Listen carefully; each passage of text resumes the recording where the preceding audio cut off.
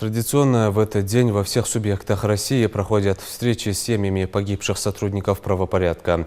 Находясь на передовой в борьбе с преступностью и терроризмом, сотрудники органов внутренних дел и Росгвардии ценой собственной жизни защищают страну.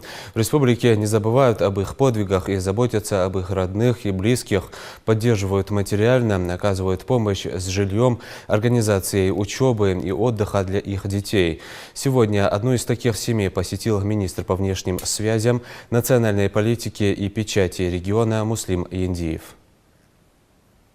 Они отдали свои жизни за мирное и светлое будущее, за то, чтобы республика наша развивалась в мире, в согласии, для того, чтобы мы строили свое будущее, и наши дети, чтобы росли в мирной Ингушетии. Конечно, обязательно нужно, чтобы наше подрастающее поколение знало об их героизме, об их подвиге, об их жизненном пути. И мы никогда их не забудем. И всегда в памяти народа будут эти люди. Вот такими, в таком духе надо воспитывать подрастающее поколение.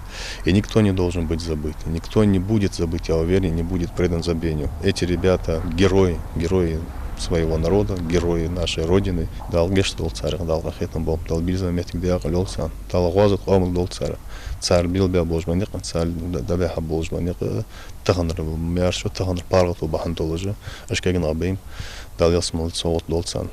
Иман сабр салдизл шлоп. Ну, хотелось бы сказать, конечно, спасибо всем, кто организовал данное сегодняшнее мероприятие, можно сказать. Просто поддержка и что вспомнили, это очень приятно. Хотя не так много времени прошло, надо сказать, что нас вспоминают на мероприятия, нас приглашают ежегодно, мы участвуем, мы принимаем участие, но сегодняшний тоже визит к нам министра очень приятно. Духовенство там присутствовало, очень приятно. Спасибо большое за такую поддержку, внимание, за то, что не забыли.